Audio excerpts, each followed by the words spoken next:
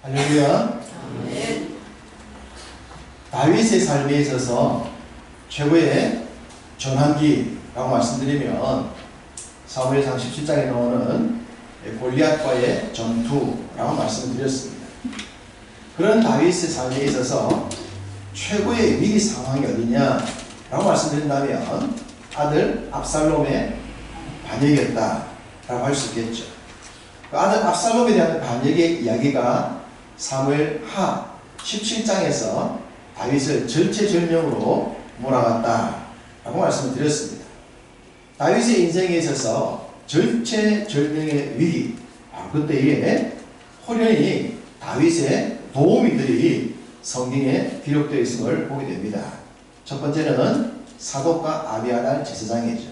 사독과 아비아달이 다윗의 도우미 역할을 하게 되어지고, 그리고 사독과 아비아달에 의해서 요나단과 아히마아스가 연락책 역할을 감당해서 다윗을 도우러 가는 장면을 보여줍니다. 사람들의 눈을 피하여 아히도벨의 계략을 다윗에게 알리려 하는 역할을 요나단과 아히마아스가 맡았다라고 했었죠. 이들이 사람들의 눈을 피해서 다윗에게로 가야 했지만 쉽지가 않은 상황, 그때에 호련히 또 등장했던 한 여인이 있었는데 에느로겔의 어떤 여종이다 라고 말씀드렸습니다. 에느로겔가에 있었던 어떤 여종이라 했지만 성경 원어에는 어떤이 아니라 그 여종이라고 말씀드렸죠. 그것은 하나님께서 이 여종을 특별히 준비하셨다, 마치 라합처럼 준비된 여인이었다라고 하는 장면을 언어적 기록을 통해서도 볼 수 있다라고 말씀드렸습니다. 에느로겔, 다른 말로 하면 엔로겔입니다. 에느로겔 성경에 단 2번 나오고 엔로겔이라는 단어가 한 번 나오는데, 이 에느로겔이라는 단어의 뜻은 몇 가지 의미가 있는데 그 중에 우리가 한 가지만 기억하면 될 것 같아요. 이 단어의 뜻은 정탐의 샘 혹은 첩자의 샘이라는 뜻이 있습니다. 정탐의 샘, 첩자의 샘. 요나단과 아히마아스가 지금 첩자 역할을 하고 있지 않습니까? 압살롬과 아히도벨의 눈을 피해서 다윗에게로 연락을 하고 있는 그 역할, 그 의미 그대로 이곳의 뜻이 정탐의 셈이다라는 의미를 담고 있습니다.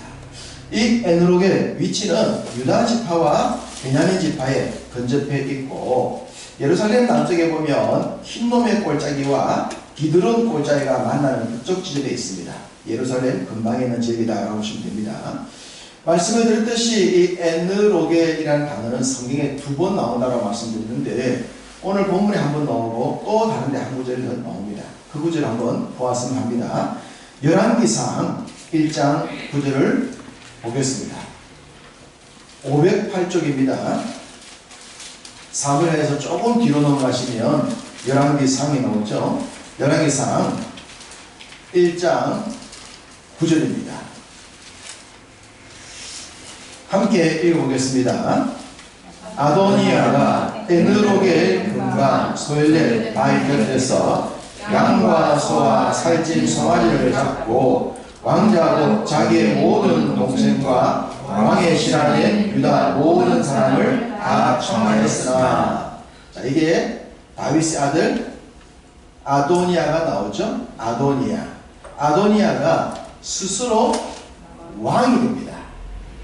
다윗이 하나님의 뜻을 따라 아들 솔로몬을 왕위로 세워야 되는데 그런 일이 있기 전에 아도니아가 스스로 왕이 되는 좋지 못한 일을 행합니다. 자, 그 아도니아가 스스로 왕이 되기 위해서 행했던 장소가 어디입니까? 에느로겔 근방 소헬렛, 바로 에느로겔 근방 근처였다라고 알 수가 있어요. 이 에느로겔 한 번 더 놓은 장소가 여기입니다. 에느로겔가의 여인은 다윗에게 큰 도움을 주었는데 아도니아는 이 에느로겔가에서 스스로 왕이 되는, 다윗의 뜻을 저버리고 스스로 왕이 되려는 악행을 범하고 맙니다. 이때 다윗이 깜짝 놀라게 되죠. 나단 선자와 솔로몬의 어머니 바세바가 등장하는 장면에 의해서 다윗이 이 일 때문에 급히 솔로몬을 왕으로 세우는 일이 이루어져요. 어쨌든 바로 그런 다윗과 솔로몬 왕위를 이어가는 그 절체절명의 중요한 타이밍 때에 에느로겔이라고 하는 장소가 한 번 더 나오고 거기에 아도니아의 스스로 왕이 되는 장면도 나오는데, 어쨌든 이 에느로겔이라는 지명을 보면 다윗의 삶에 있어서 굉장히 중요한 역할을 한다라는 것을 또 볼 수가 있습니다. 동일한 장소이지만 에느로겔가의 여인이 행했던 것과 아도니아가 행했던 것은 정반대의 행위였다라는 것도 또 알 수가 있죠. 동일한 장소지만 이들은 다 다르게 나타난다. 에느로겔가의 여인, 알려져 있지 않은, 우리가 잘 기억하지 않는 여인이다라고 말씀드렸죠. 그에 관하여 라합은 굉장히 우리가 잘 알고 있습니다. 라합. 왜냐 그러면 라합에 대한 이야기는 많이 들었거든요. 또 여러 번 나오거든요. 구약에만 나올 것이 아니라 신약에도 등장한단 말입니다. 히브리서 11장에 믿음의 여인들, 믿음의 사람들, 그게 등장하거든요. 어쨌든 여러 군데 나오니까 기억을 하기 좋은데, 에느로겔가의 여인은 딱 한 번 나오다 사라지고 많이 사람들이 잘 기억을 하지 않는다고 했어요. 그럼에도 불구하고 이 여인을 우리가 기억해 두면 좋겠고, 이 여인을 사랑하면 좋겠다라고 말씀드렸습니다. 그의 발자취가 너무 귀하기 때문입니다. 어쨌든 이 에느로겔가의 여인에 의해서 요나단과 아히마아스가 모종의 도움을 받고 다윗에게 연락을 취했다. 그렇게 17절까지 보았는데 18절 이하에 보면 또 내용이 좀 달라요. 자, 18절을 보시면 한 청년이 그들을 보고 압살롬에게 알린지라라고 말했습니다. 우리는 바로 앞구절에서 이 에느로겔가의 여인이 나와서 요나단과 아히마아스를 보호해주면서 어떤 모종의 역할을 통하여 다윗에게 연락을 취한 것으로 그렇게 보았는데, 그 장면을 압살롬과 하게 된 한 청년이 보았다고 말합니다. 요나단과 아히마아스가 사람들의 눈을 피해서, 눈이 두려워서 은밀하게 행동을 했지만 결국은 발각이 되었다는 거예요. 여기서 한 청년이라고 했는데 이 청년은 그냥 지나가는 한 사람이 아닙니다. 이 청년은 압살롬의 종, 이 청년이라는 단어의 또 원어적 뜻을 살펴보면 그 중에 하나도 어떤 그 은밀한 역할을 감당하는 그런 사람의 의미가 들어있음을 보게 되는데, 모르긴 몰라도 이 압살롬이 풀어놓았던 일종의 첩자 중에 한 사람이 아니었을까라고 생각이 되십니다. 이 청년의 눈살미가 예사롭지가 않기 때문입니다. 보통 사람 같으면 이상하네, 뭐 그래도 넘어가, 그 정도로 좀 이상한 같지 라고 그냥 넘겨질 일을 이 청년은 그렇게 보지 않고 정확하게 진단을 내고 압살롬에게 연락을 취하는 것으로 보았을 때에 이 청년은 그냥 청년이 아닌 것으로 보입니다. 자, 이들의 이 역할을 좀 더 이해하기 위해서 성경 한 구절 더 보겠습니다. 사무엘하 15장을 보십시오. 오늘 본문이 사무엘하 17장인데 바로 그 앞에 있는 사무엘하 15장 27절을 보겠습니다. 사무엘하 15장 27절 함께 있습니다. 왕이 또 제사장 사독에게 이르되 내가 성년자가 아니냐? 너는 너희의 두 아들 곧 내 아들 아히마스와 아비아달의 아들 요나단을 데리고 평안히 성읍으로 돌아가라. 자, 지금 사독과 아비아달이 두 명의 정탐꾼 역할을 해서 보낸 사람이 요나단과 아히마스라고 말씀드렸죠.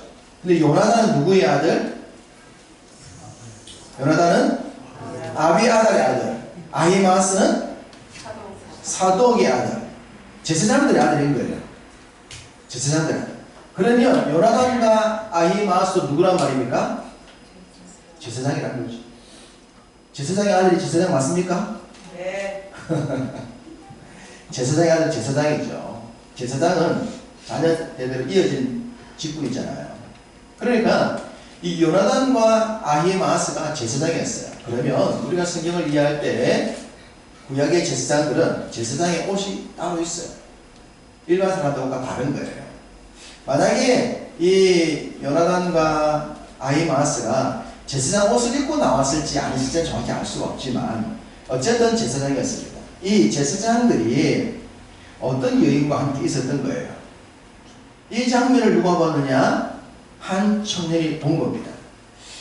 만약에 요나단과 아히마아스가 만약에 옷을 벗고 움직였다면 지금 이 압살롬이 반역을 일으키고 있으면서 지금 이 반역이 성공할 거냐 실패할 거냐 굉장히 어떤 살벌한 상황인데 복장을 갈아입고 움직이면 눈에 탁 튀지 않겠습니까? 그러니까 복장을 갈아입지 않는 것이 아니라 자연스럽게 제사장 복장으로 나왔을 가능성이 훨씬 높습니다. 그래서 나왔는데 에너르가의 어떤 여인과 대화를 하고 있는 거예요. 보통 사람 볼 때 제사장 두 사람이 밖에 나와 있네. 왜 여자하고 대화를 하고 있네. 예루살렘에 있어야 될 분들이 밖에 나왔지. 성전에 있는 곳에 있어야 될 분인데 이렇게 생각하는 것들이 좀 정상적인 생각인 겁니다. 그렇지만 이럴 수 나올 수 있겠지 라고 넘길 거란 말이에요. 보통 사람 같으면. 그런데 이 청년은 그러지가 않은 거예요. 요나단과 아히마아스 저 사람이 밖에 나와 있네. 왜? 지금 이 타이밍에 이 살벌한 분위기에 저 여자는 누구야? 이걸 보고는 이상하게 본 거예요. 눈사람이가 일반 사람이 아닌 어떤 특별한 사명을 받은 정탐꾼 정도만이 알 수 있는 그런 눈사람을 가지고 있었고, 이 청년이 요나단과 아히마아스가 어떤 여인, 소위 우리가 말하는 에너르가의 여인과 함께 있는 것을 급히 압살롬이 알립니다. 이상합니다 라고 알립니다. 소식이 들어간 거죠. 그렇게 되자 요나단과 아히마아스는 큰 위기에 뭉쳤게 됩니다. 까딱 잡아다가는 목숨을 잃을 수가 있고, 이렇게 목숨을 잃는다는 것은 다윗도 결국 목숨을 잃게 될 가능성이 훨씬 높아지는 거예요. 그런 정황이 굉장히 위급한 상황이 전개가 되고 있는 장면이 바로 이 18절에서 드러나고 있습니다. 자, 그러면 여러분 생각할 때 17절에 요나단과 아히마아스가 다윗에게 알리더니 알렸다라고 말을 했는데, 발각이 되었다면 아직 알리지 못한 것 아닙니까? 그럼 왜 알리더니라고 알렸다고 했는데 발각이 되어서 알리지 못한 게 됩니까? 라는 질문을 이순혜 권사님이 하려고 했던 겁니다. 그렇죠, 권사님?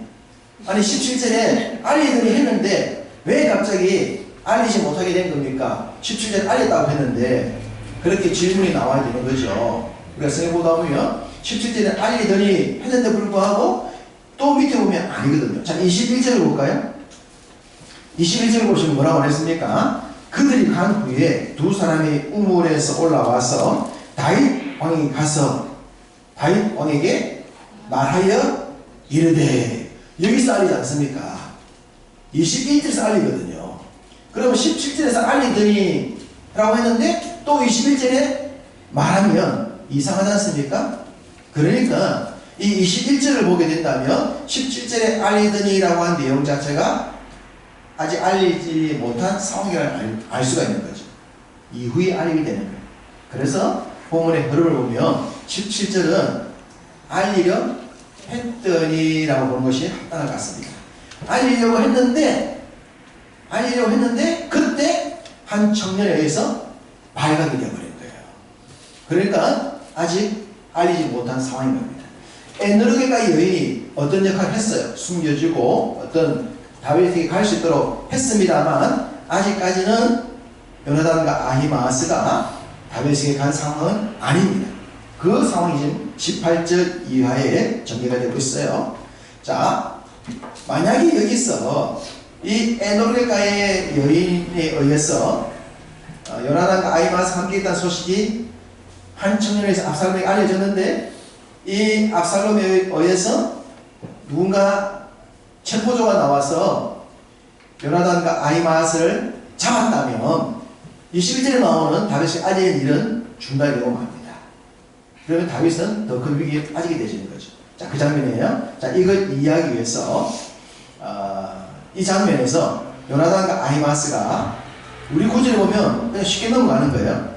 발각이 된 상황에 그 다음 장소로 급히 요나단과 아히마아스가 이동을 합니다.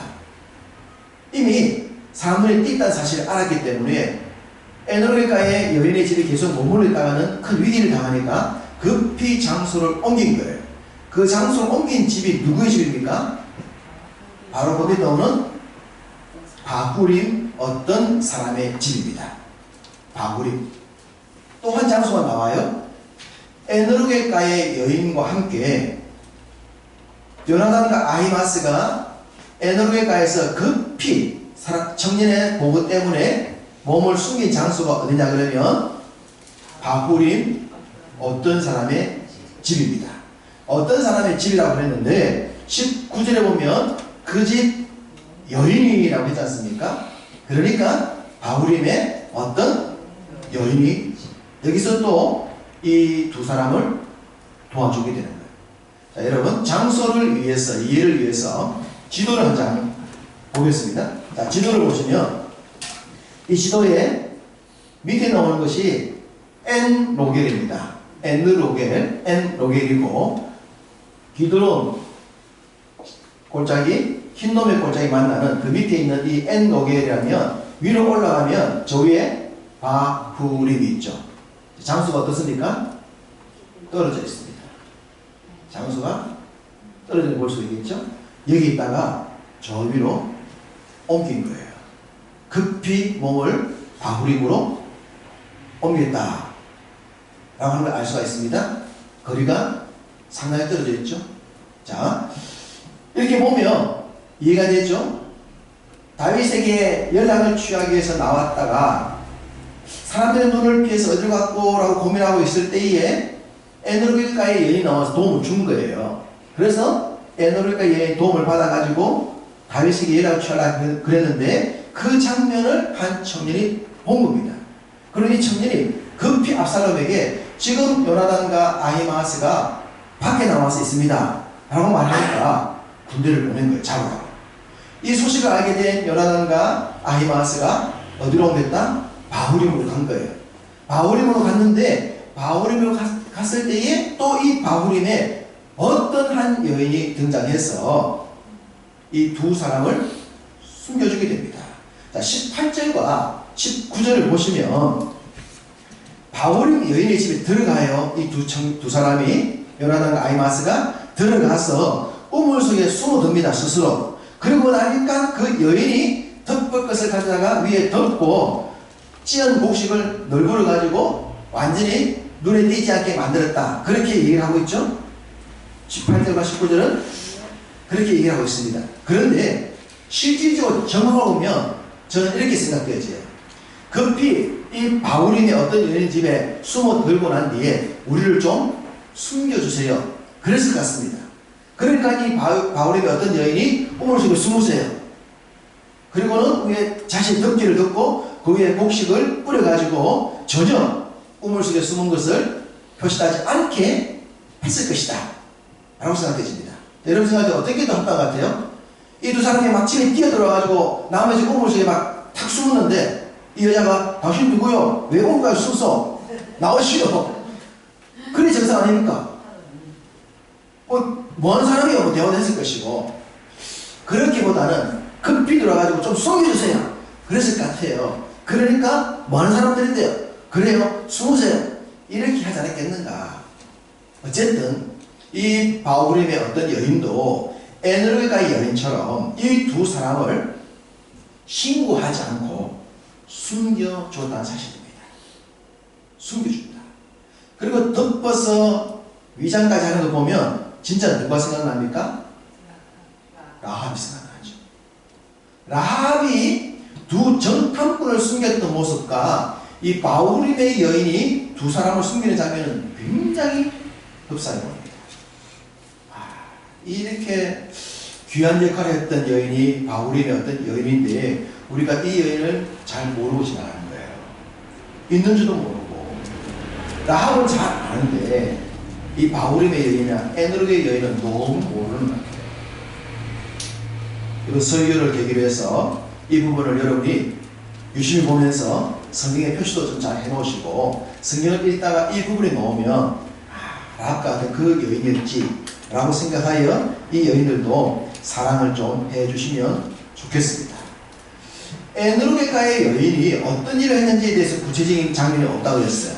그러나 바후림의 여인은 아주 구체적입니다. 마치 라합이 두 정탐꾼을 숨겼듯이 이 바후림의 어떤 여인은 성실하게 자신의 역할을 감당하여 두 사람을 지켜주고 있고, 이것이 결국은 이 두 사람의 다윗에게 연락을 취하여 다윗까지 보호하게 되는 결과를 가져오니 이 여인의 역할이 얼마나 중요한가라는 걸 알 수가 있습니다.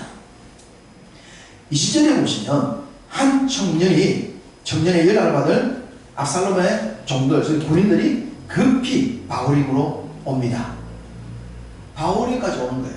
그러니까 에너르게가에서 이동하는 것을 이 종이 따라왔을 가능성이 있겠죠. 청년이 보고하고 난 뒤에 움직이니까 그 거리가 떨어졌다 있지 않습니까? 그 거리를 따라와서 대결을 했을 거예요. 그러니까 군인들이 어디로 왔어요?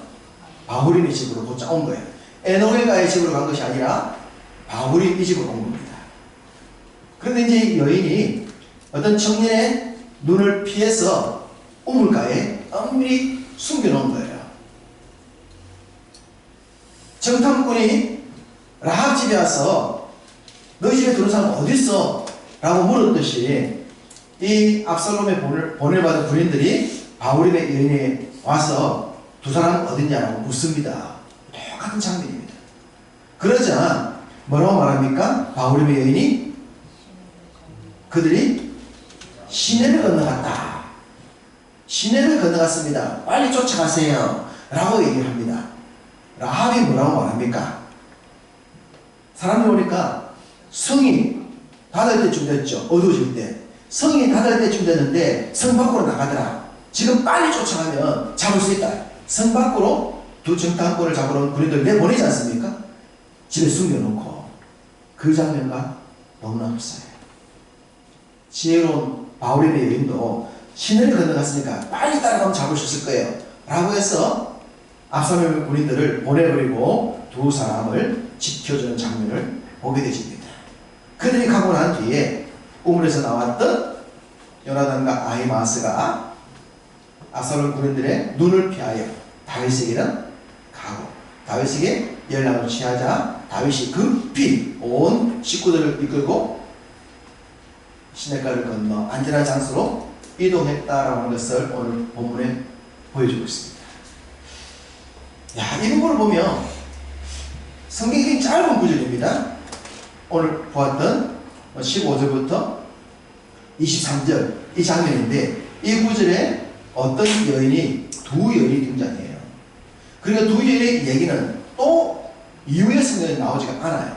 그래서 우리가 이 부분을 좀 유심히 보지 않는다면 이 내용을 기억하기 어려운 그런 내용입니다만, 이 여인들이 남겨놓았던 순간의 선택과 순간의 결정과 순간의 역할들은 하나님의 나라를 이어가는 것과 다윗의 이야기를 이어가게 만드는 굉장히 중요한 역할을 했다고 하는 겁니다. 순간의 선택. 라합도 순간의 선택을 했거든요.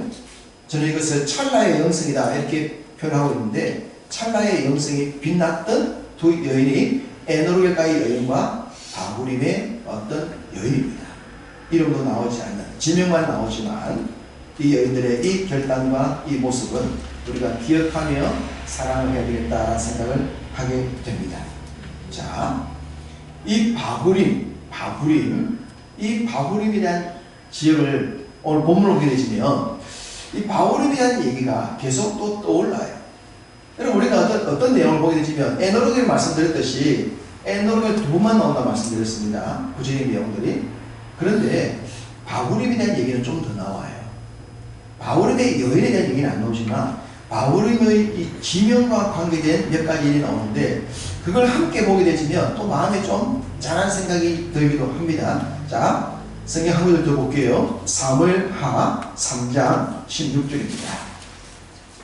사무엘하 3장 16절.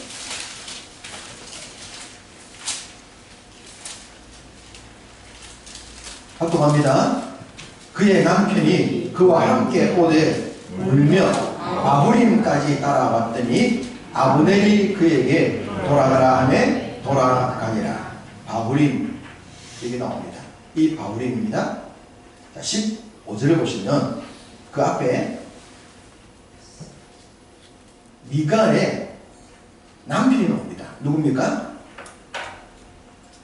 미가 남편? 발디엘이라는 사람이 나옵니다. 발디엘. 미가는 누구죠? 사울왕의 딸이었고 다윗의 첫 번째 아내였던 사람이 미갈이지 않습니까? 이 사무엘하 이 내용은 어떤 내용이야? 그러면 이제 사울 왕가가 문을 닫고 사울 왕가의 권력을 가지고 있던 군대장관 아브넬이 다윗에게 와서 이제 두 나라를 합치자라는 그런 내용입니다. 두 나라를 합치게 드디어 통일왕국을 이루는 장면이에요. 그 통일왕국을 이루겠다는 그런 장면이 만났을 때 다윗이 아브넬에게 조건 하나 다는 거예요. 누구를 데려와라? 내 첫 번째 아내 미갈을 데려와라 라고 말했는데 그 미갈이 지금 누구와 함께 살고 있냐 그러면 발디엘과 함께 살고 있는 거예요. 발디엘과 함께 10년 이상을 살고 있었어요. 10년 이상 살고 있는데 다윗은 지금 자기 곁에 몇 명의 아내가 있지 않습니까? 아비가일도 있고 몇 명의 아내가 있어요. 그런데도 불구하고 결혼해서 10년 이상 살고 있는 미갈을 뺏어옵니다. 저는 이 다윗에 대한 얘기가 오는데 다윗의 인생의 가장 잔인한 장면, 이 장면을 봐요. 다윗이 우리아의 바세바를 취하기 위해서 우리아를 죽이는 것보다 더 잔인한 장면은 발디엘에게서 미갈을 뺏어온 장면입니다. 성경 한번 봅시다. 자, 사무엘상 25장 44절입니다. 사무엘상 25장 44절 함께 있습니다. 사울이 그의 딸 다윗의 아내 미갈을 갈림에 사는 라이스의 아들 발디에게 주었더라. 자, 발디 밑에 보면 뭘 해놨습니까? 발디에 해놨죠? 발디입니다. 자, 발디. 이 발디 어디 사람이에요? 어디에 살고 있어요? 갈림에 살고 있죠. 갈림에서 지금 어디까지 울면서 따라왔냐 그러면 바후림까지 왔어요. 갈림에 살고 있는 발디의 집에 가서 미갈을 뺏어오는 겁니다. 그러니까 발디엘이 눈물을 흘리면서 왜 내 아내를 데려갑니까? 데려가지 마세요. 나에게는 이 여인밖에 없어요. 눈물을 흘리면서 갈림에서 어디까지? 바후림까지 따라. 이 거리가 약 10km예요. 10km를. 발디엘이 눈물을 흘리면서 제발 내 아내 뺏어가지 마세요. 우리가 산지 지금 10년이 넘었어요. 계산 한 12년 정도. 10년 넘게 살았는데 왜 내 아내를 뺏어갑니까? 뺏어가지 마세요. 그렇게 눈물을 흘리면서 바후림까지 왔어요. 이 바후림까지 오니까 아브넬이 여기서 화를 내는 거죠. 야, 너 어디까지 따라오래? 너 죽여버린다. 안 가! 쫓아가잖아요. 그래서 쫓겨가는 거예요. 눈물 흘리고 따라왔다가 쓸쓸하게 돌아가는 발디엘의 장면. 이 장면이 지금 바후림이에요. 너무 슬픈 장면이에요. 성경보다 이 부분은 너무 가슴 아파요. 아니, 다윗이 왜? 그리고 보십시오.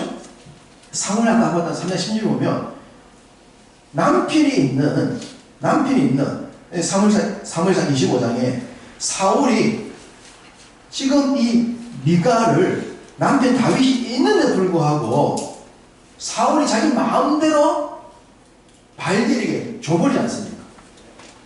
지금 다윗과 미갈은 이혼한 게 아니에요. 사울 왕 때문에 헤어지고 살고 장면이지 않습니까? 그런 살고 있는 미갈을 사울 왕이 마음대로 발디엘에게 또 시집을 보내버렸어요. 왜 아버지가 이 미갈을 이렇게 마음대로 씁니까? 또 이후로 미갈이 너무 불쌍해요.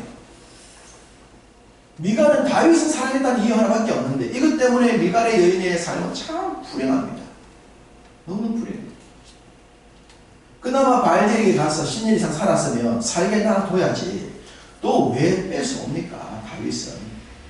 그렇게 뺏어온 미갈이 그럼 이후에 다윗과 함께 행복한 삶을 보냅니까? 아니잖아요. 언약궤 들어올 때 춤추는 다윗을 또 조롱해가지고 미갈의 남은 삶이 어떻게 됩니까? 너무너무 불쌍하죠. 너무너무 불쌍한 그 이야기가 이 바후림에서 다 이루어져요. 바후림에서. 이 바후림의 여인은 다윗을 지키고 다윗을 살리는 큰 역할을 하게 했는데, 이 바후림에서 다윗은 자기 옛 아내 미갈을 데려온다고 발디엘에게 눈물을 쏟고 있는 잔인한 장면을 바후림에서 보여주고 있다는 사실.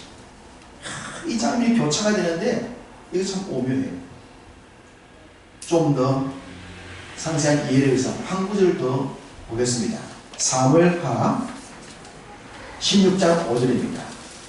사무엘하 16장 5절 함께 했습니다. 다윗 왕이 바후림에 이르매 거기서 사울의 친족 한 사람이 나오니 게라의 아들이요 이름은 시므이라.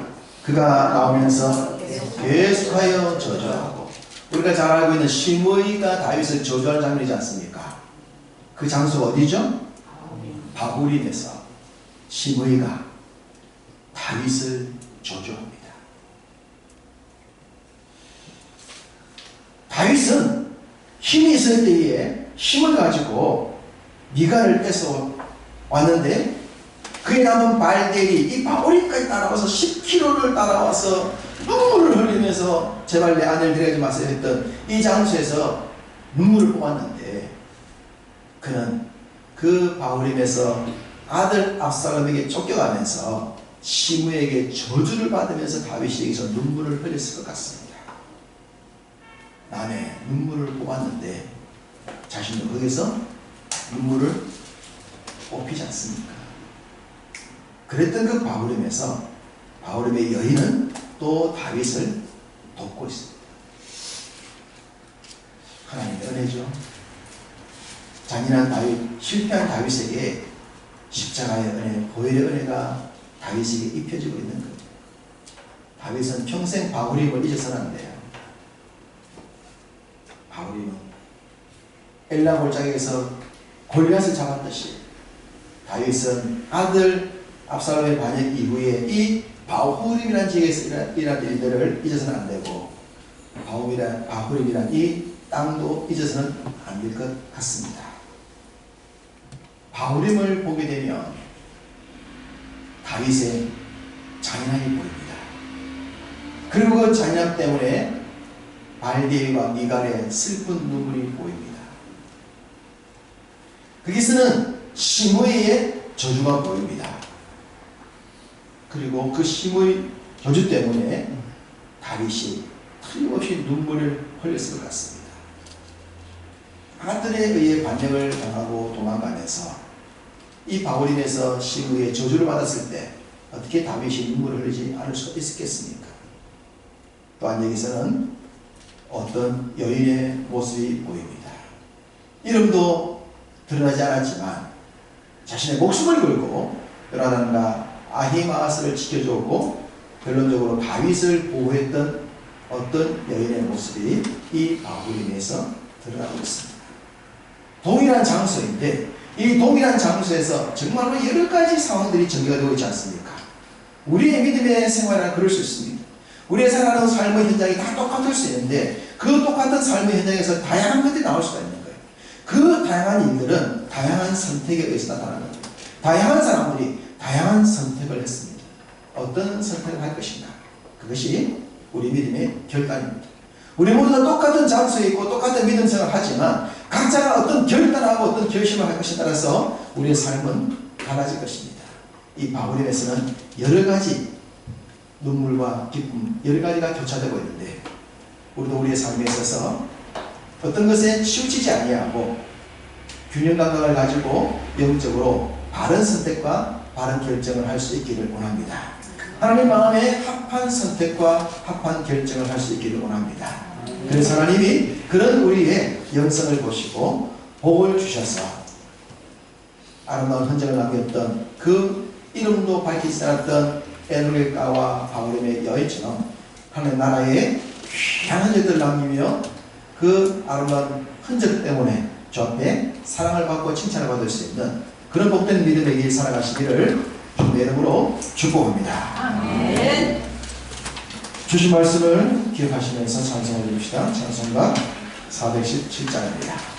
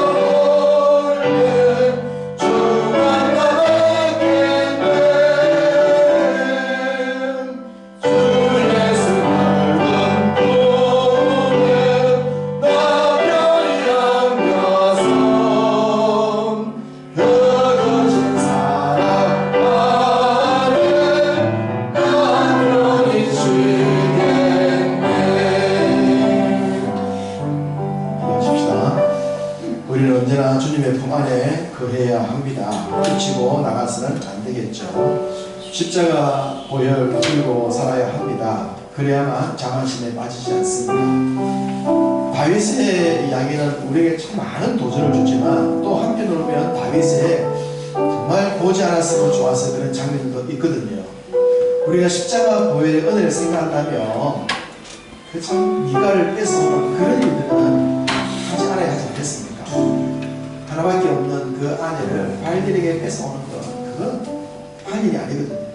다윗이 정말로 십자가의 더 큰 은혜를 생각했다면 그 장면은 그의 인생에서 없었으면 좋았지 않겠습니까? 좀 다윗을 보면서 그 장면이 있는 게 너무 가슴이 아파요. 왜 그랬을까? 왜 그렇게 사람들의 눈물을 흘리게 했을까? 라는 생각이 드는데 우리가 늘 십자가 보혈의 은혜 속에 살아야 합니다. 그래서 이름이 남기지 않더라도 치우치지 않는 바른 판단과 결정과 행동을 하게 된다면 사람들은 기억하지 못하지만 주님은 기억하시고 보호주지 않겠습니까? 이 바울임의 여인이나 베드로가의 여인 또한 하나님의 큰 칭찬을 드리지 않겠습니까? 우리가 주님 앞에서 하나님 이런 믿음의 결단과 판단과 행동을 할 수 있도록 도와주십시오. 그래서 주님 나라에 기억되고 주님께 기억되고 주님께 복받을 수 있는 그런 믿음의 길을 가게 해주옵소서. 말씀 생각하시면서 함께 기도하겠습니다.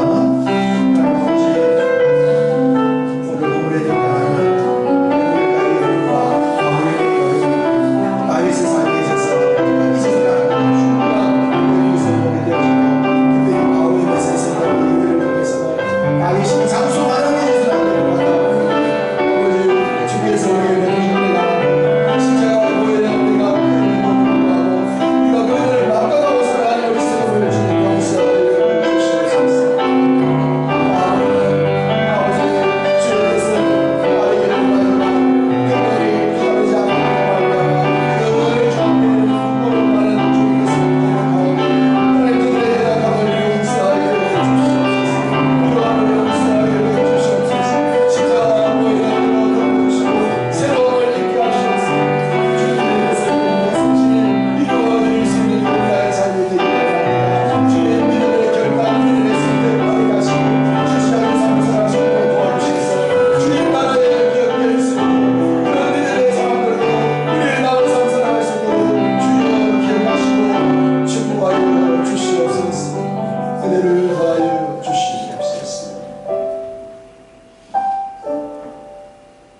주님, 우리가 말씀을 보고 예배하고 기도하면 언제나 마음으로는 주의 뜻을 따라 살아야겠다 다짐하고 결심하지만 삶의 현장에서는 그 말씀대로 살아가지 못하여 늘 부끄러움만이 남게 되는 그런 자리인 것을 고백합니다.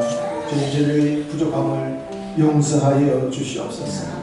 십자가 보혈의 은혜로 덮어 주시옵소서. 주의 은혜가 있지 아니하면 한순간도 주 앞에 나갈 수가 없는, 입을 열어 기도할 수 없는 저희인 것을 고백하오니 주님, 저희의 부족함을 오늘도 새롭게 하여 주시고 십자가 보혈로 견입혀 주시옵소서. 믿음의 길을 성실히 살아갈 수 있도록 도와주시고 믿음의 바른 결단했던 사람들처럼 바른 선택과 바른 결단, 영적인 영성의 찰나를 가짐으로 주님께 인정받고 주님께 상 받을 수 있는 저희 모두가 되게 해 주옵소서. 명절 보내고 있사오니 모든 성도의 가정에 명절의 기쁨이 차고 넘치게 하시고 예수 안에서의 명절의 큰 기쁨이 임하게 하여 주옵소서. 오늘 이 자리에 나오게 하시는 감사하며 귀한 예물을 드린 자를 기억하셔서 그 손길의 복을 주시고 삶의 복을 주시고 생활의 복을 주옵소서. 물질로 주님의 영광을 위해 크게 쓰임받을 수 있는 우리 모든 성도님들 다 삼아 주옵소서.